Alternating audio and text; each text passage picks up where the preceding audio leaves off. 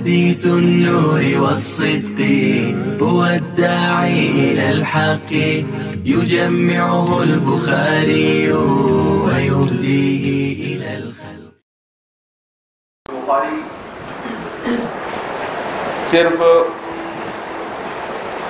سند کو بیان کرتے ہیں حضرت انس بن مالک رضی اللہ تعالی عنہ تک. فرماتے ہیں حدثنا یعقوب بن ابراہیم کہ مجھے بیان کیا یعقوب ابن ابراہیم نے. یہ ہے ان کا نام ہے یعقوب ابن ابراہیم ابن کثیر الدورقی. یعقوب ابن ابراہیم ابن کثیر الدورقی ابو یوسف ان کی کنیت ہے.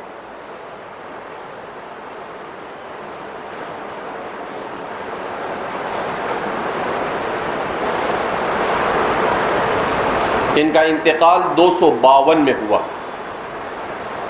امام بخاری کے اساتذہ میں سے ہیں. بڑے محدثین اور کبار مشائخ میں آپ کا شمار ہوتا ہے. قال حدثنا ابن علیہ، وہ بیان کرتے ہیں مجھے ابن علیہ نے بیان کیا. ابن علیہ ان کا پورا نام ہے اسماعیل ابن ابراہیم.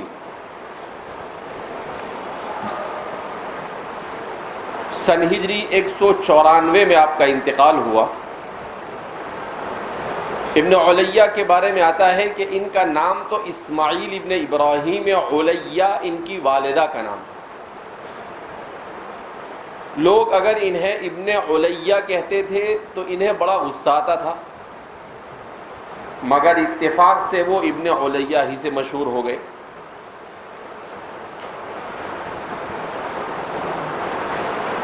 یہ بھی کبار محدثین اور مدینہ کے بڑے فقہاء میں سے ہیں. قال حدثنا ابن علیہ عن عبد العزیز ابن صہیب، وہ بیان کرتے ہیں عبد العزیز ابن صہیب البنانی التابعی. یہ خود بھی تابعی ہے اور ان کے والد بھی تابعی ہیں. سن ہجری 105 میں ان کا انتقال ہوتا ہے. باپ بیٹے دونوں بہت سارے صحابہ سے ملاقات کرتے ہیں. کبار محدثین میں سے ہیں. سفیان ابن عیینہ وغیرہ نے ان کی توثیق کی ہے. عن عبد العزیز ابن صہیب عن انس رضی اللہ عنہ وعنہم اجمعین. سیدنا حضرت انس بن مالک رضی اللہ تعالی عنہ سے یہاں تک بیان کرنے کے بعد تحویل سے کام لیتے ہیں. کیا مطلب کہ الفاظ روایت کو بیان نہیں کرتے ہیں. فرماتے ہیں کہ حضرت انس کے اس سند کے الفاظ کو اس لیے بیان نہیں کرتے ہیں کہ حضرت ابو ہریرہ اور حضرت انس بن مالک نے اس سند کے ساتھ جس بات کو بیان کیا ہے اس میں الفاظ میں شدید اختلاف پایا جاتا ہے. تو اسی اختلاف کی وجہ سے امام بخاری نے اس کے الفاظ کو ذکر نہیں کیا، صرف سند کو بیان کرنے پر اکتفا کیا اور اس بات کی طرف اشارہ کر دیا کہ مفہوم تقریباً دونوں کا ایک ہے. ہا وحدثنا آدم بن ابی ایاس. اس کے بعد اب دوسری سند سے بیان کر رہے ہیں امام بخاری حدثنا آدم بن ابی ایاس کہ ہمیں بیان کیا آدم ابن ابی ایاس نے. آدم ابن ابی ایاس ابو الحسن ان کی کنیت ہے.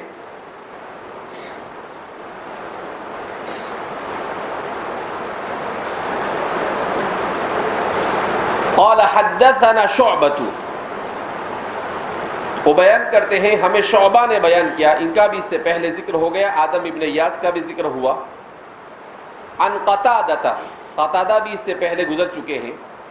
عن انس، وہ حضرت انس بن مالک سے بیان کرتے ہیں قال قال رسول اللہ صلی اللہ علیہ وسلم، رسول اللہ صلی اللہ علیہ وسلم نے ارشاد فرمایا لا یؤمن احدکم حتی اکون احب الیہ من والدہ وولدہ والناس اجمعین، کہ تم میں سے کوئی کامل مومن نہیں ہو سکتا اس وقت تک جب تک کہ میں اس کے نزدیک اس کے اپنے والد، اس کے اپنی اولاد اور دیگر تمام لوگوں سے زیادہ محبوب اور پسندیدہ نہ ہو جاؤں۔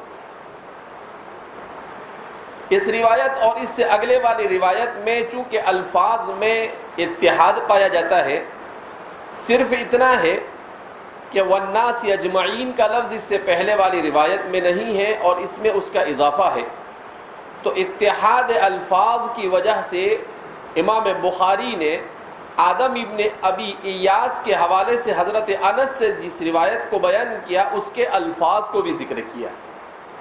تو اس طرح سے ایک ہی بات کو گویا کہ 3 سندوں کے ساتھ امام بخاری نے بیان کیا۔ تو فرماتے ہیں لا یؤمن احدکم، کہ تم میں سے کوئی کامل مومن نہیں ہو سکتا یہاں تک کہ میں اس کے نزدیک زیادہ محبوب نہ ہو جاؤں۔ بعض حضرات نے لکھا ہے کہ اسباب محبت 7 ہیں، یعنی 7 وجہ میں سے کسی ایک وجہ سے آدمی کسی سے محبت کرتا ہے۔ ان میں سب سے پہلا بیان کرتے ہیں جمال،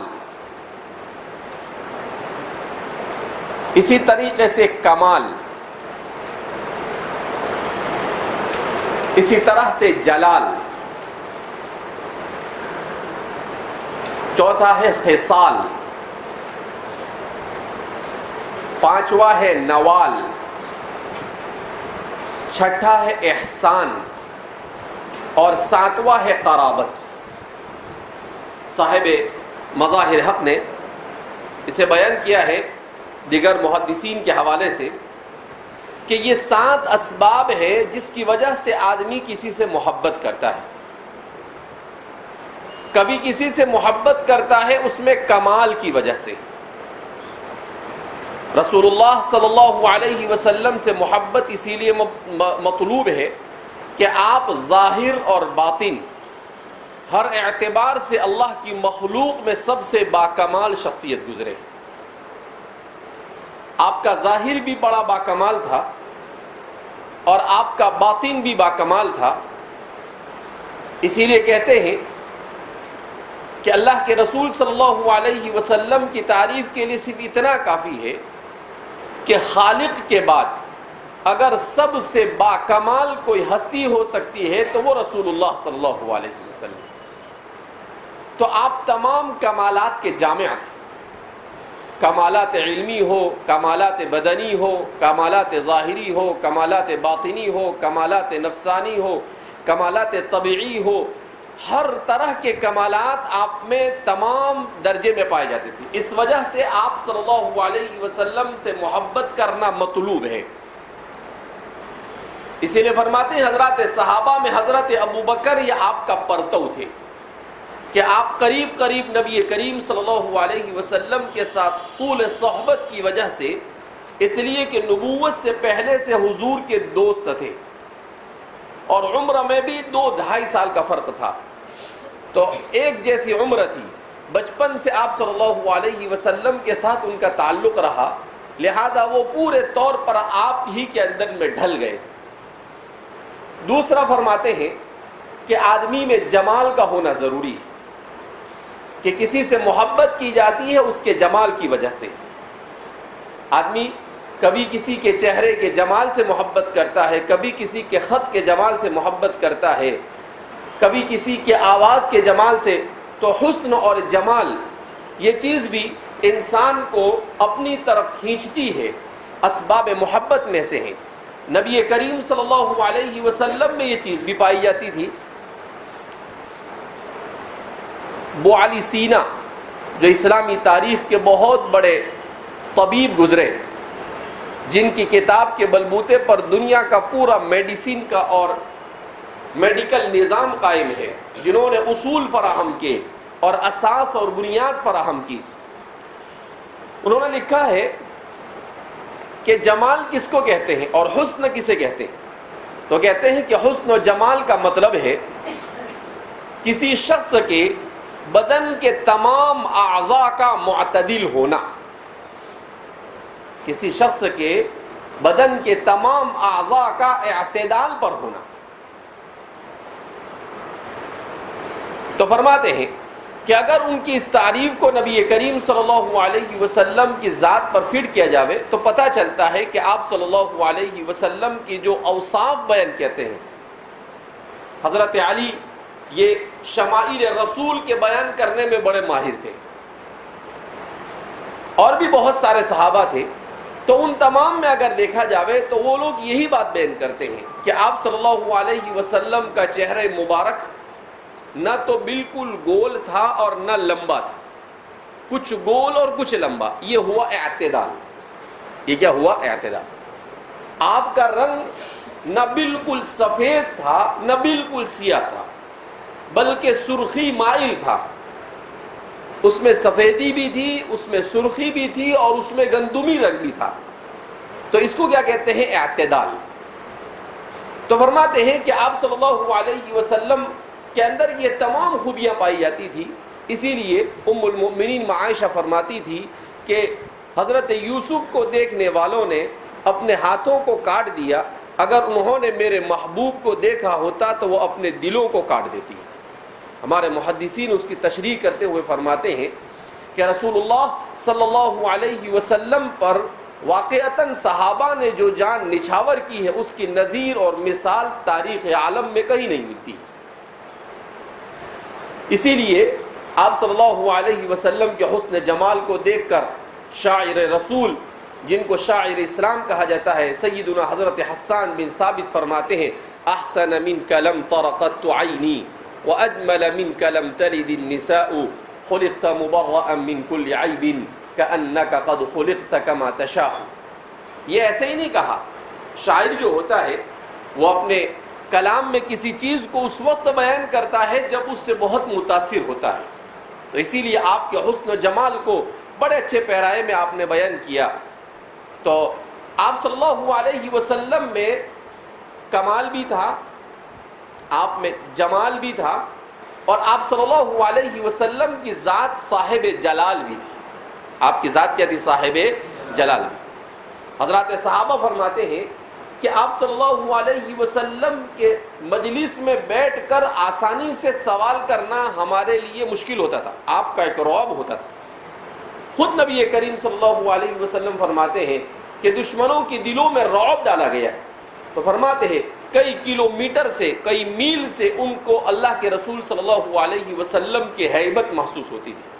اسی لیے فرماتے ہیں اس کے حضور کے جمال کا پرتو سیدنا حضرت عثمان بن عفان تھے، اور حضور کے جلال کا پرتو سیدنا حضرت عمر بن الخطاب رضی اللہ تعالیٰ، واشدہم فی امر اللہ عمر۔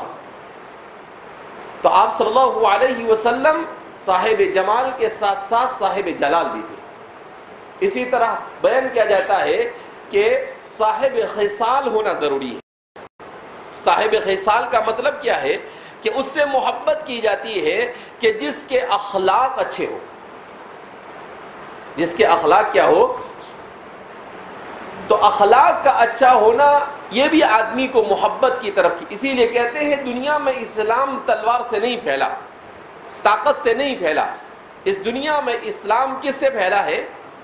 اسلام پھیلا ہے اپنے خصال یعنی اخلاق سے پھیلا ہے۔ تو اللہ کے رسول صلی اللہ علیہ وسلم تو خود فرماتے ہیں، کیا فرماتے تھے؟ بُعِثْتُ لِأُتَمِّمَ مَكَارِمَ الْأَخْلَاقِ۔ کہیں پر قرآن خود کہتا ہے، کیا کہتا ہے قرآن کریم؟ وَإِنَّكَ لَعَلَىٰ خُلُقٍ عَظِيمٍ۔ تو آپ صلی اللہ علیہ وسلم کے اخلاق کہ آپ نے اپنے آپ کو قتل کی سازش کرنے والوں کو معاف کر دیا، اور آپ نے ایسے ایسے لوگوں کو معاف کیا جس کی نظیر تاریخ میں کہیں نہیں ملتی ہے، کہ آپ کو کنٹرول تھا، آپ اہل مکہ کے ساتھ کوئی بھی سلوک کر سکتے تھے، اور بھی جن لوگوں نے آپ کے ساتھ غلط رویہ اختیار کیا، مگر اس کے باوجود آپ صلی اللہ علیہ وسلم نے سب کو معاف کیا۔ کہا کہ یہیں پر انسان کے اخلاق کا امتحان ہوتا ہے۔ تو آپ صلی اللہ علیہ وسلم صاحب خصال بھی تھے۔ آپ صلی اللہ علیہ وسلم میں صاحب نوال بھی تھے. نوال کے معنی آتے ہیں جود و سخا. نوال کے معنی کیا آتے ہیں؟ جود و سخا. آپ صلی اللہ علیہ وسلم کے سلسلے میں آپ کے اخلاق کو بیان کرنے والے فرماتے ہیں وَكَانَ أَجْوَدَ النَّاسِ کہ آپ بڑے سخی تھے. آپ کی طبیعت میں بخل نہیں تھا دور دور تک. نہ علم کے باب میں بخل تھا نہ مال کے باب میں بخل تھا. آپ صلی اللہ علیہ وسلم کے دروازے سے کوئی مانگنے والا کبھی خالی ہاتھ نہیں جاتا تھا. تو آپ اسی لیے کہتے ہیں وَكَانَ أَجْوَدُ النَّاسِ وَأَجْوَدَ مَا يَكُونُ فِي رَمَضَانِ. اور رمضان میں آپ کی سخاوت مزید اس میں اضافہ ہو جایا کرتا تھا. تو آپ صلی اللہ علیہ وسلم کے جود و سخا کی بھی بہت سارے واقعات بہرحال آپ نے سنے اور آپ سنتے رہتے ہیں. اسی طریقے سے فرماتے ہیں کہ آپ صلی اللہ علیہ وسلم احسان کہ آپ صلی اللہ علیہ وسلم کا ہم سب پر احسان ہے. اسی لیے آپ پر درود پڑھوایا جاتا ہے کہ آپ صلی اللہ علیہ وسلم کا احسان انسانوں پر، اللہ کی مخلوق پر، ہر ایک پر ہے، یہاں تک کہ انسانوں کے علاوہ دیگر مخلوق پر بھی. کیوں؟ اس لیے کہ حضور نے ترحم کی تعلیم دی. ارحموا من فی الارض یرحمکم من فی السماء. حضور نے دیکھا کہ بعض صحابہ نے وہ چڑیا کے بچے لے کر آ گئے. حضور نے کہا کہ آپ نے اس کو اس کی ماں سے جدا کر دیا، جہاں سے لے کر آئے وہاں چھوڑ کر آؤ، اس کے گھونسلے میں واپس بھیج دیا. آپ صلی اللہ علیہ وسلم نے دیکھا کہ بعض صحابہ انہوں نے چونٹیوں کو جلا دیا تو حضور غصہ ہوئے اور کہا لا يعذب بالنار الا صاحب النار. اللہ کے علاوہ کوئی آگ سے کسی کو عذاب نہیں دے سکتا. اس لیے اسلام میں کسی بھی سزا میں کسی کو جلانا نہیں ہے. تو آپ صلی اللہ علیہ وسلم نے اپنے اس احسان کو صرف انسانوں تک محدود نہیں رکھا. ایک صحابی ایک مرتبہ شکار کر لے کر آ گئے ایک اونٹنی کو. تو اونٹنی اللہ کے رسول راستے میں مل گئے تو حضور سے کچھ باتیں کرنے لگی، رونے لگی. اگر سلیمان علیہ السلام کو یہ ملکہ عطا کیا گیا تھا تو اللہ کے رسول کو بھی یہ ملکہ عطا کیے کہ کبھی اونٹنی آپ سے بات کرتی تھی، کبھی ہرن آپ سے بات کرتے تھے. یہ افسانے نہیں ہیں، یہ کہانیاں نہیں ہیں، بلکہ احادیث صحیحات سے ان تمام چیزوں کو نقل کیا گیا ہے. تو بہرحال اس اونٹنی نے آپ سے شکایت کی کہ اللہ کے رسول صلی اللہ علیہ وسلم یہ میرا جو مالک ہے یہ مجھ پر ضرورت سے زیادہ بوجھ ڈالتا ہے. تو حضور نے اس سے کہا کہ بھائی اب یہ بوڑھا ہو گیا ہے اونٹ، تم اس پر اس کی ضرورت وہ جتنا اٹھا سکتا ہے اتنا ہی اس پر لا دو. ایک مرتبہ ایک ہرن نے اللہ کے رسول صلی اللہ علیہ وسلم کے سامنے رو دیا. حضور نے اس سے پوچھا کیوں روتے ہو؟ تو کہا کہ میرا چھوٹا سا بچہ جنگل میں اور آپ کا صحابی مجھے شکار کر لے کر آیا. اگر مجھے تھوڑی دیر کے لیے چھوڑ دیا جائے تو میں اسے دودھ پلا کر واپس آ جاؤں گی. حضور نے اسے چھوڑ دیا. حضور وہیں پر کھڑے رہے. وہ گئی اور دودھ پلا کر واپس آ گئی. تو حضور نے اس صحابی سے کہا کہ اس کو چھوڑ دو، اس نے وعدہ وفا کیا، اس نے وعدہ کیا اور اپنے وعدے کو کیا کیا. تو اللہ کے رسول صلی اللہ علیہ وسلم کے احسانات سے پوری مخلوق آپ کے احسان تلے دبی ہوئی ہے. اسی لیے حضور سے انسانوں سے مطالبہ کیا جا رہا ہے کہ اللہ کے رسول صلی اللہ علیہ وسلم کے ساتھ محبت ٹوٹ کر کی جاوے، عشق کے درجے میں کی جاوے، ایسی محبت کی جاوے جس کی نظیر دنیا میں کہیں پر کسی کو مل نہ سکے. اسی طرح سے آپ صلی اللہ علیہ وسلم یہ پوری انسانوں کے لیے قرابت کا درجہ بھی رکھتے تھے. اولا بالمؤمنین جس کو قرآن بیان کرتا ہے کہ مؤمنوں کے لیے سب سے زیادہ. اسی لیے بعض روایت میں حضرت ابی بن کعب سے ہے کہ اولا بالمؤمنین کی تفسیر وہ یہ کہتے ہیں کہ ورسول اللہ صلی اللہ علیہ وسلم ابونا کہ حضور گویا کہ ہم سب کے والد کی طرح ہے. بلکہ حضرت بعض مفسرین فرماتے ہیں کہ رسول اللہ صلی اللہ علیہ وسلم کے احسانات امت پر اپنے باپ سے بھی زیادہ ہے کہ باپ تو کھلا پلا کر بڑا کر دنیا بناتا ہے، مگر حضور نے وہ راستہ بتایا جس سے انسان ہمیش کے جہنم سے عذاب سے بچ کر اللہ کی خوشنودی حاصل کر جنت میں چلا جاتا ہے. اس لیے فرماتے ہیں رسول اللہ صلی اللہ علیہ وسلم کے احسانات اور آپ کی قرابت داری یہ سب سے فوق ہے. تو اس کا مطلب کیا ہوا؟ جتنے بھی اسباب محبت ہو سکتے تھے اس کے جامع اگر کوئی شخصیت اللہ کے بعد ہو سکتی ہے تو وہ کس کی ہے؟ اللہ کے رسول صلی اللہ علیہ وسلم۔ تو حضور سے جس محبت کا مطالبہ کیا گیا امت سے کہ اپنے رسول سے محبت کرو، یہ بیجا نہیں ہے، یہ بجا، اس لیے کہ تمام اسباب محبت آپ کی ذات میں کیا ہوتے تھے؟ پائے جاتے تھے۔ اسی لیے تو صحابہ نے ایسی ٹوٹ کر محبت کی کہ حضرت زید بن دسنہ رضی اللہ تعالیٰ عنہ کا واقعہ آپ نے پڑھا، حضرت خبیب کے ساتھ ان کو پکڑ لیا گیا تو حضرت زید بن دسنہ سے کہا گیا کہ کیا آپ کی جگہ پر اگر محمد ہو؟ تو کہا کہ محمد صلی اللہ علیہ وسلم جہاں پر ہے ان کے پاؤں میں ایک کانٹا چپ جاوے وہ بھی پسند نہیں، اگرچہ میری جتنی بھی جان ہو اس کو میں کیا کر سکتا ہوں؟ قربان کر سکتا ہوں۔ حضرت خبیب کو بھی جب لٹکایا گیا تو حضرت خبیب سے پوچھا گیا آپ کی آخری آرزو، تو 2 رکعت نماز پڑھی اور پھر اس کے بعد ان سے کہا کہ اگر آپ کی جگہ محمد ہو تو کہا کہ نہیں، یہ تو کبھی نہیں ہو سکتا ہے، میرے رسول کو کانٹا چوب جائے وہ بھی مجھے پسند نہیں ہے۔ تو اس وقت ابو سفیان جو کفار مکہ کے سردار تھے اس نے کہا ما رأیت احدا یحب احدا کحب اصحاب محمد محمدا، عجیب جملہ کہا اس نے، ما رأیت یحب احدا ما رأیت احدا یحب احدا کحب اصحاب محمد محمدا، میں نے اپنی زندگی میں اصحاب محمد سے زیادہ کسی کو اپنے کسی محمد سے یعنی اپنے کسی سردار سے محبت کرنے والا نہیں پایا۔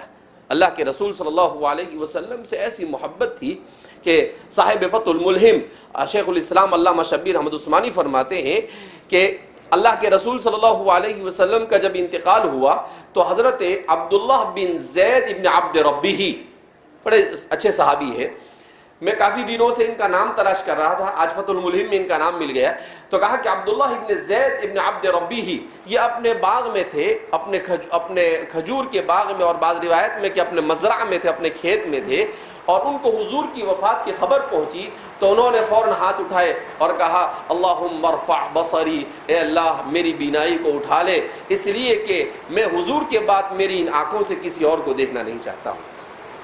تو فرماتے ہیں اللہ کے رسول صلی اللہ علیہ وسلم کے ساتھ محبت کرنے والوں نے ایسی محبت کی کہ ایک عیسائی مورخ کہتا ہے کہ محمد کے ساتھ ان کی امت کی جو محبت ہے، ان کے اصحاب نے جو محبت کی، اس محبت کی نظیر دنیا کی تاریخ میں کسی بھی نبی کے ساتھ ان کے ماننے والوں سے بھی نہیں ملتی، یہاں تک کہ عیسیٰ کے ساتھ محبت کرنے والے اور ان کے حواریوں نے بھی عیسیٰ سے وہ محبت نہیں کی جو اصحاب محمد نے محمد کے ساتھ کی۔ وَشَهِدَ شَاهِدٌ مِنْ أَهْلِهَا، وہ کہتا ہے کہ نہیں، ایسا تو کہیں پر نہیں دیکھا۔ کہا کہ عیسیٰ علیہ السلام کو جب سولی پر لٹکانے کی باری آئی تو سب بھاگ گئے ان کے حواری، لیکن اصحاب محمد نے کبھی محمد کو اکیلا نہیں چھوڑا، ہر جگہ پر خود اپنی جانوں کو قربان کرنے کے لیے کیا ہو گئے؟ وہ تیار ہو گئے۔ تو رسول اللہ صلی اللہ علیہ وسلم کے ساتھ محبت، اسی وجہ سے اللہ کے رسول سے محبت کا مطالبہ کیا جا رہا ہے۔ اب آخر میں ایک بات اس سلسلے میں باقی رہ جاتی ہے کہ حضور سے جو محبت ہے یہ محبت کون سی ہے؟ جو محبت کی 4 قسمیں بیان کی گئی اس میں سے کون سی ہے؟ تو شیخ الحدیث حضرت مولانا زکریا صاحب فرماتے ہیں کہ میرے والد کہا کرتے تھے کہ اللہ کے رسول صلی اللہ علیہ وسلم سے جس محبت کا امت سے مطالبہ کیا جا رہا ہے یہ محبت طبعی ہے۔ قاضی عیاض مالکی بھی فرماتے ہیں کہ محبت طبعی ہے، لیکن امام قرطبی اس پر رد کرتے ہیں۔ امام قرطبی قاضی عیاض پر رد کرتے ہوئے کہتے ہیں کہ محبت طبعی تو غیر اختیاری ہوتی ہے، اختیاری نہیں ہوتی، اور شریعت غیر اختیاری چیز کا مطالبہ نہیں کرتی ہے، لہذا یہ محبت طبعی نہیں ہونی چاہیے۔ امام قسطلانی شارح بخاری وہ فرماتے ہیں کہ اس محبت سے محبت ایمانی مراد ہے۔ محبت سے کون سی محبت مراد ہے؟ محبت ایمانی مراد ہے۔ اور شیخ الاسلام علامہ شبیر احمد عثمانی وہ فرماتے ہیں کہ محبت سے محبت عقلی مراد ہے۔ محبت سے کون سی محبت مراد ہے؟ محبت عقلی مراد ہے۔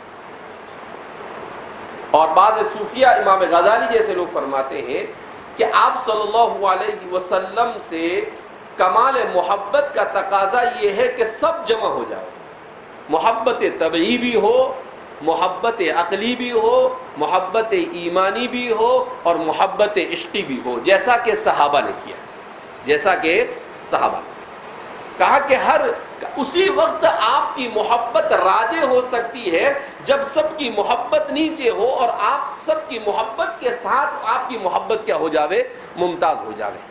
تو کہا حضرت عمر کی روایت سے تو یہی پتہ چلتا ہے کہ حضور نے حضرت عمر کا ہاتھ پکڑا اور حضور نے کہا ان سے کہ لا یؤمن احدکم حتی اکون احب الیہ من والدہ وولدہ، اور بعض روایت میں ہے ونفسہ۔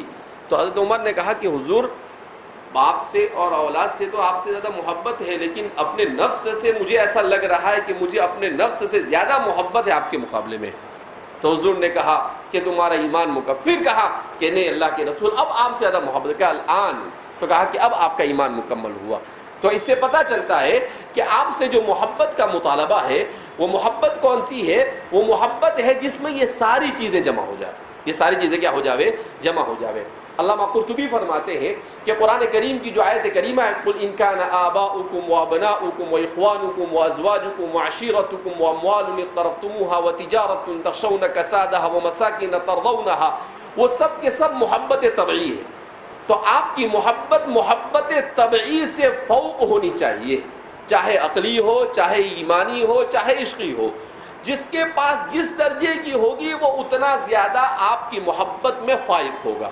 بہرحال ہمارے محدثین نے ہر پہلو سے کلام رسول صلی اللہ علیہ وسلم کو سمجھنے اور سمجھانے کی کوشش کی ہے۔ فجزاہم اللہ عنا وعن امت محمد خیرا، اللہ پوری امت کی طرف سے انہیں اجر عظیم عطا فرمائے۔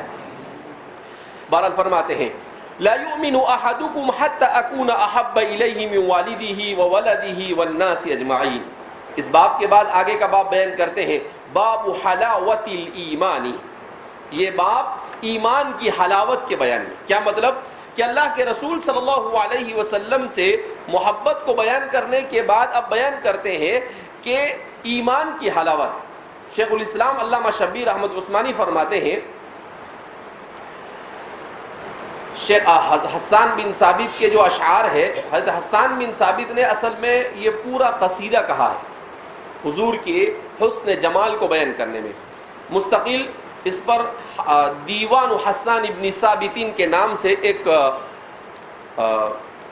دیوان چھپا ہے، بہت زیادہ نہیں ہے، چھوٹا سا ہے، اس میں یہ پورا قصیدہ آپ صلی اللہ علیہ وسلم کی محبت میں کہا گیا موجود ہے، اور کسی نے اردو زبان میں کسی پاکستانی صاحب نے اس کا ترجمہ بھی کیا ہے جو کتب خانے میں موجود ہے۔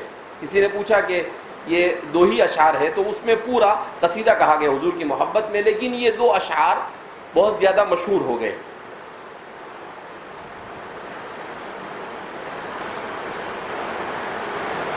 کسی نے کہا کہ بھئی جیسا بھی کہا گیا کہ بھئی جلانے سے حضور نے منع کیا، تو مچھر کے لیے وہ مشین ہوتی ہے تو وہ ایک الگ مسئلہ ہے، قتل موذی قبل ایذا جائز است۔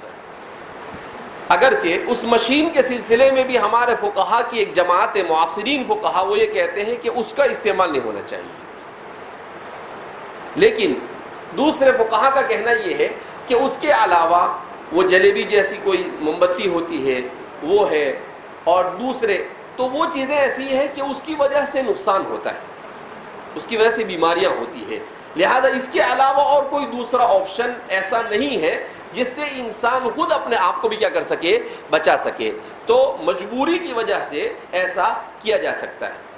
اور وہاں پر اس کو جو جلایا جاتا ہے تو وہ جلانا ڈائریکٹ بھی نہیں پایا جاتا ہے، اس کو کرنٹ دیا جاتا ہے، براہ راست آگ میں نہیں جلایا جا رہا ہے، وہ کیا ہے، کرنٹ، اور کرنٹ کے واسطے سے حضرت بیچارے کیا ہو جاتے ہیں، جلس جاتے ہیں اور اس کو برداشت نہیں کر پاتے ہیں، تو اس لیے اسے اس طرح بعض فقہا اس کے باوجود بھی یہ کہتے ہیں کہ نہیں اس کا استعمال نہیں کرنا چاہیے، لیکن ایسے ایسے مچھر وجود میں آ گئے ہیں، ان سے بچنا بھی اب کیا ہو گیا ہے، ضروری ہو گیا ہے۔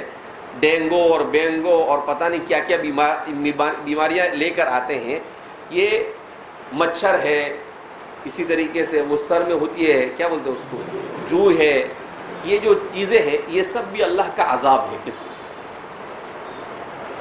یہ سب کیا ہے؟ اللہ کا عذاب ہے. انسان گناہ کرتا رہتا ہے تو اللہ بھی اپنے لشکر کو کیا کرتا رہتا ہے؟ بھیجتا ہے. جا تو اس کو سیدھا کر. اس لیے کہتا ہے نا نمرود کو ایک لنگڑے مچھر نے مارا تھا. نمرود جو ہے تو یہ ابراہیم علیہ السلام کے ساتھ ان کے لشکر کی جنگ ہوئی اور پھر اس کے بعد اس نے فرار اختیار کی. تو کہتے ہیں کہ ایک لنگڑے مچھر نے اس کا پیچھا کیا اور اس کے کان میں گھس گیا اور اس کے پورے دماغ کو کیا کر گیا؟ وہ کھا گیا. تو بہرحال صحیح تو یہ ہے کہ ان سب سے بچنے کے لیے اللہ کی طرف رجوع کیا جائے. یہ دکھنے میں چھوٹے چھوٹے ہوتے ہیں لیکن بڑے بڑے انسان کو مات دے دیتے ہیں. مچھر ہے، جو ہے، جتنی بھی چیزیں ہیں. آپ دیکھتے ہیں الضفادع والدم آیات مفصلات جس کو قرآن کریم نے بیان کیا ہے. فرعون کی طرف یہ سارے کے سارے عذاب بھیجے گئے. فرعون یہ ایک آئیڈیل ہے برے لوگوں کے لیے. کس کے لیے؟ برے لوگوں کے لیے. وہ اور اس کے قوم ساری چیزیں.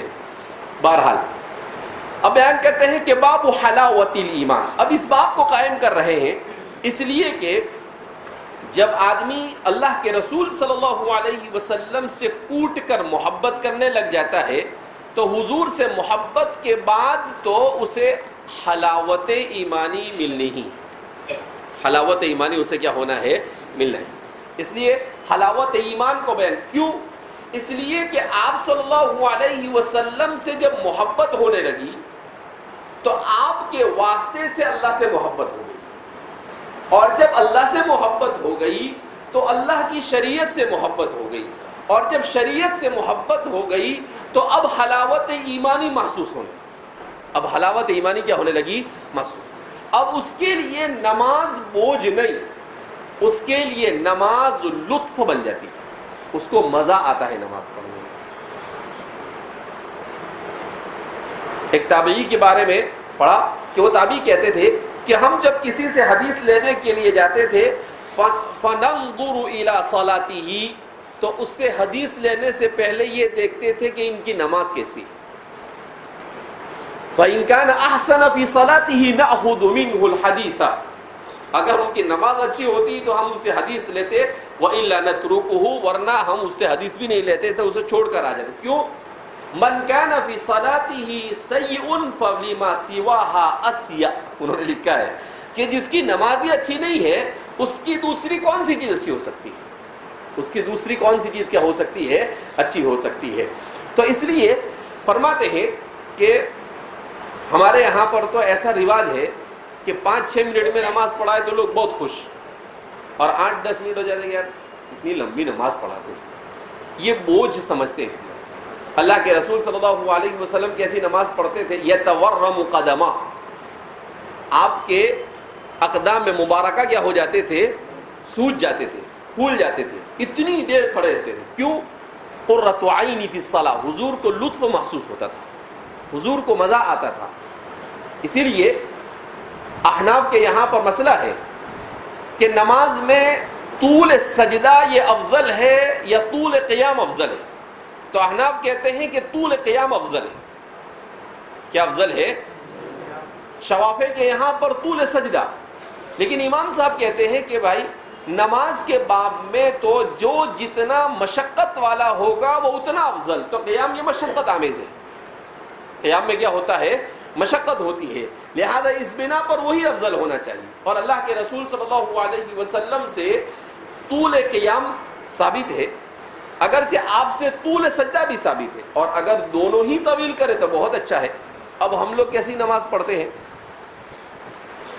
جیسا تیسا کر کر والعصر اور انا اعطینا جیسی صورتیں پڑھ لیتے ہیں اور پھر اس کے بعد رکوع تو کیسا ہوتا ہے ہمارا کہ بس یہ سمجھئے کہ 3 مرتبہ سبحان ربی العظیم ختم ہو گئی، بات ہو گیا. ارے بھائی وہ فرض یعنی اس سے 1 مرتبہ کے برابر رکنے سے آپ نے فارمولیٹی پوری کی، یعنی اپنی ذمہ داری سے سبکدوش ہوئے.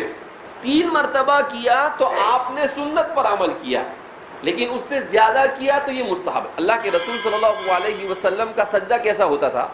حضور کا رکوع کان رکوعہ قریبا من قیامہ، وَكَانَ سُجُودُهُ قَرِيبًا مِّن قِيَامِهِ، یعنی جتنی دیر آپ کھڑے ہوتے تھے قیام، اتنی ہی دیر کا رکوع بھی ہوتا تھا، اتنی ہی دیر کا آپ کا سجدہ بھی ہوتا تھا، اور تمام چیزیں اتنی دیر کی ہوتی تھی. لیکن ہمارے یہاں تو امام صاحب کو ماننے بھی کھڑے ہو جاوے کہ امام صاحب اتنی لمبی نماز پڑھا. ارے بھائی دنیا میں کیوں آیا ہے؟ کھانے کو آیا، سونے کو آیا دنیا میں. کہا ہی دنیا میں آوت ہے.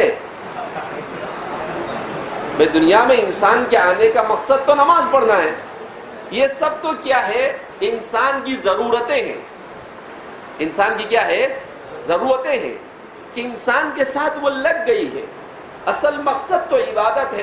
انسان قرآن پڑھے، انسان نماز پڑھے، انسان عبادت میں مشغول ہو، بہتر سے بہتر انداز میں عبادت میں زیادہ سے زیادہ وقت دے. اسی لیے آپ دیکھتے ہیں، آپ نے ابھی 2-3 دن پہلے آپ کو بتایا یحییٰ القطان دن بھر حدیث پڑھاوے اور رات بھر قرآن پڑھتے تھے، کیونکہ انہوں نے مقصد حیات کو سمجھا، انہیں اس میں لطف آیا. لیکن ہم کو کہا کہ نہیں، 8 گھنٹے تو نیند بہت ضروری ہے. ڈاکٹر نے بولا ہے اگر 8 گھنٹے نہیں سوئیں گے تو بیمار ہو جائیں گے. کوئی بیمار نہیں ہوتے. لوگ پوری زندگی نہیں سوئے، ایسے ہی مر گئے. مرے کوئی مرتا نہیں. کیوں؟ اس لیے کہ ان کو اس سے عشق ہو گیا. حلاوت الایمان، یہ حلاوت ایمانی.